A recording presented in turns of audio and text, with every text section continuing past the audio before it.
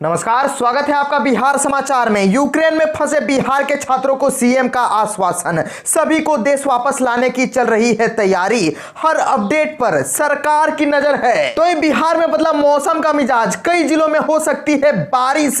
मौसम विभाग ने जारी किया ऑरेंज अलर्ट। और भाजपा एमएलए बोले मुस्लिमों के वोटिंग राइट्स छीनना चाहिए। हरिभूषण ठाकुर ने कहा यह भारत को इस्लामिक स्टेट बनाना चाह रहे हैं। तो अब तक की सभी बड़ी खबरों पर बात करने से पहले आपसे छोटी सी अनुरोध है कि कृपया वीडियो को एक लाइक अवश्य कर दीजिएगा, क्योंकि आपका एक लाइक करना ही हमारे मेहनत का फल होता है। तो शुरुआत करते हैं आज की पहली और बड़ी खबर से।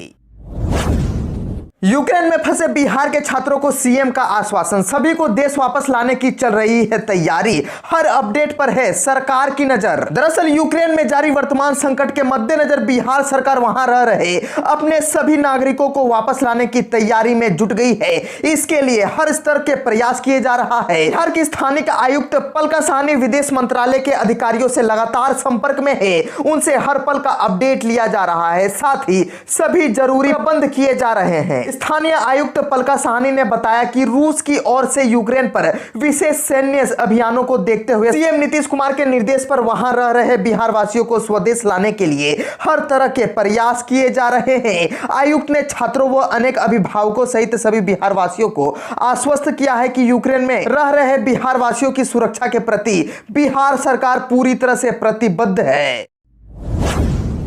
पटना सहित बिहार के 27 जिलों में अगले 24 घंटे के दौरान गरज के साथ बिजली चमकने की संभावना है। इस दौरान राज्य के अधिकांश जिलों में हल्की से मध्यम बारिश का भी पूर्वानुमान है। इस बारिश का तापमान पर कोई खास असर नहीं पड़ेगा। मौसम विभाग के मुताबिक आने वाले 4 दिनों तक मौसम पूरी तरह से शुष्क बना रहेगा। वहीं पिछले 24 घंटे में पूर्वी हवा के प्रभाव से राज्य के 20 से अधिक जिलों में हल्के से मध्यम बारिश के साथ गरज के साथ बिजली चमकी है। मौसम विभाग के मुताबिक पिछले 24 घंटे के दौरान राज्य का मौसम अनुमान के मुताबिक शुष्क बना रहा। रात के तापमान में आंशिक परिवर्तन देखा गया है। सबसे कम न्यूनतम तापमान 11.8 डिग्री सेल्सियस सीतामढ़ी में रिकॉर्ड किया गया है। इसके साथ ही राज्य का औसत न्यूनतम तापमान 12 से 14 डिग्री के आसपास रहा। मौसम विभाग के मुताबिक 25 फरवरी शुक्रवार को उत्तर पश्चिम बिहार के पश्चिम चंपारण, सिवान, सारण, पूर्वी चंपारण, गोपालगंज, उत्तर मध्य सीतामढ़ी, मधुबनी, मुजफ्फरपुर, दरभंगा, वैशाली, शिवहर, समस्तीपुर, उत्तर पूर्व बिहार के सुपौल, अररिया, किशनगंज, मधेपुरा, सहरसा, पूर्णिया, कटिहार व दक्षिण मध्य बिहार के कुछ जिलों में 1-2 स्थानों एवं दक्षिण पूर्व बिहार के कुछ जिलों में हल्की से मध्यम स्तर के बारिश की संभावना है। मौसम विभाग के मुताबिक 25 फरवरी को बिहार के कुछ जिलों में मेघ गर्जन के साथ बिजली चमकने की भी संभावना जताई जा रही है।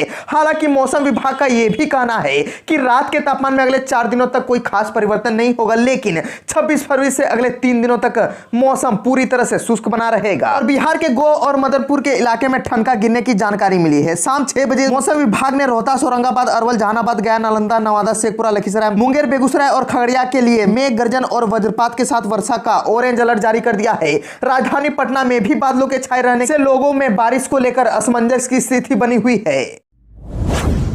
एनडीए सहयोगी मुकेश सहनी का बीजेपी पर हमला, मुफ्त राशन नहीं शिक्षा और रोजगार मिले। नीतीश सरकार में मंत्री और एनडीए की सहयोगी पार्टी विकासशील इंसान पार्टी के संस्थापक व मुकेश सहनी ने गुरुवार बीजेपी पर इशारों में हमला किया। यूपी विधानसभा चुनाव के लिए बलिया में प्रचार करने पहुंचे सहनी ने कहा कि उत्तर प्रदेश के युवाओं को मुफ्त राशन नहीं बल्कि बेहतर शिक्षा व रोजगार की जरूरत है। मौजूदा सरकार इसे उपलब्ध कराने में असफल रही है। सरकार से हिस्सेदारी होने पर हम इस समस्या का समाधान करेंगे। मतलब है कि पीएम मोदी और यूपी के सीएम योगी गरीबों को मुफ्त राशन देने को अपनी उपलब्धि बताते रहे हैं। हर चुनावी रैली में राशन की बातें जरूर कही जा रही है। बीजेपी का मानना है कि राशन के कारण ही बड़ी संख्या में वोट उन्हें मिलेंगे। बलियानगर के एससी कॉलेज मैदान में चुनावी जनसभा में बोलते हुए सहनी ने कहा कि मछुआरा समाज की सरकारों ने अनदेखी की है। बिहार सरकार में हिस्सेदारी आने के बाद इस समाज की बेहतरी की दिशा में काम हुआ है। उत्तर प्रदेश में भी हमारी पार्टी पूरी मजबूती से चुनाव लड़ रही है। कि कुछ वर्ष पहले बनी वीआईपी पार्टी को जिस प्रकार का समर्थन जनता ने दिया है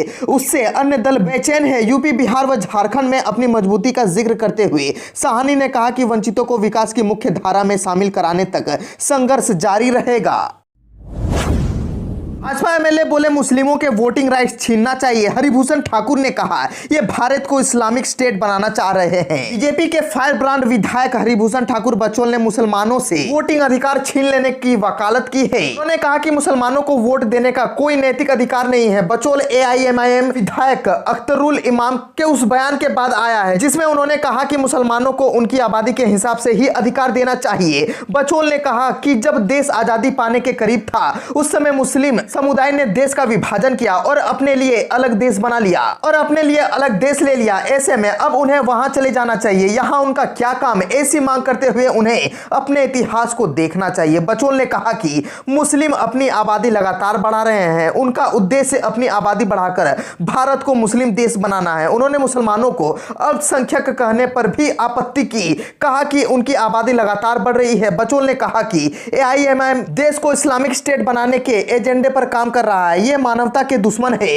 इसे समझने के लिए अफगानिस्तान और पाकिस्तान की स्थिति को देख सकते हैं। बचौल ने कहा कि मुसलमान अल्पसंख्यक नहीं है। उन्होंने कहा कि अल्पसंख्यक शब्द भारत के संविधान के साथ मजाक है। संविधान के प्रस्तावना में लिखा है हम भारत के लोग, इसीलिए कोई अल्पसंख्यक और बहुसंख्यक कैसे हो सकता है। जो विधानसभा में राष्ट्रगीत नहीं गाएंगे तो विधानसभा अध्यक्ष से उनकी सदस्यता रद्द करने की मांग करेंगे। सचिवालय में बवाल के बाद शिक्षा मंत्री बोले मेरिट या नॉन इट मेरिट दोनों नियुक्ति के पात्र। शिक्षा मंत्री विजय कुमार चौधरी ने कहा है कि एसटीईटी 2019 उत्तीर्ण अभ्यर्थियों को अनावश्यक भ्रमित होने की आवश्यकता नहीं है। कहा कि जिस समय यह परीक्षा फल आया था उसी समय सरकार ने यह स्पष्ट कर दिया था कि जो भी उत्तीर्ण है चाहे मेरिट लिस्ट में हो या नॉन इट मेरिट लिस्ट में, दोनों ही तरह के अभ्यर्थी 7वें चरण की नियुक्ति के लिए पात्रता रखते हैं। श्री चौधरी ने गुरुवार को एसटीईटी 2019 के सफल अभ्यर्थियों द्वारा प्रदर्शन पर यह प्रतिक्रिया दी। गौर हो कि सचिवालय में प्रदर्शन को आए इन शिक्षक अभ्यर्थियों पर नियंत्रण के लिए पुलिस को बल प्रयोग भी करना पड़ा। शिक्षा मंत्री ने कहा कि वे इस संबंध में परेशान ना हो। कुछ तत्व बिना मतलब अभ्यर्थियों को गुमराह करते हैं। निजी क्षेत्र के विद्यालयों के प्रबंधन को समझना चाहिए कि क्योंकि यह सिर्फ पात्रता परीक्षा है, मेरिट लिस्ट तो नियुक्ति हेतु जो आवेदन लिए जाते हैं उनका बनता है। पात्रता परीक्षा में सिर्फ उत्तीर्ण अनुत्तीर्ण होता है, उसकी मेधा सूची नहीं होती। अतः सभी उत्तीर्ण लोग नियुक्ति हेतु पात्रता रखते हैं। खगड़िया में जोरदार आवाज के साथ बम ब्लास्ट, 14 लोग घायल, कचरे के साथ आया था बम। बिहार के खगड़िया जिले में बम विस्फोट हुआ है जिसमें 14 लोग घायल हो गए हैं। घायलों में 4 बच्चे भी शामिल हैं। सभी घायलों में 2 की हालत बहुत ही गंभीर बताई जा रही है। पुलिस को जांच में यह पता चला है कि कुल 3 विस्फोट हुए हैं जिनमें से 2 की तीव्रता कम थी। खगड़िया के एसपी अमितेश कुमार ने कहा कि एक चश्मदीद ने दावा किया है कि 20 से 23 छोटे बमों का जमीन पर गिरने के बाद बड़ा धमाका हुआ है। जानकारी के अनुसार बखरी बस स्टैंड के पास झुग्गी झोपड़ी में रह रहे फलेश्वर सदा के 25 वर्षीय पुत्र सतीश सदा गुरुवार की दोपहर कचरा चुनकर घर पहुंचा था। कचरा चुनने के दौरान मथुरापुर के पास वही घटना की सूचना मिलते ही एसपी अमितेश कुमार सहित पुलिस अधिकारियों की टीम मौके पर पहुंची। बम डिस्पोजल दस्ता को भी मौके पर बुलाया गया। एसपी ने कहा कि मामले की छानबीन की जा रही है। इधर घायलों को देखने के लिए डीएम आलोक रंजन घोष सदर अस्पताल पहुंचे। घटना के बाद इलाके में दहशत का माहौल है।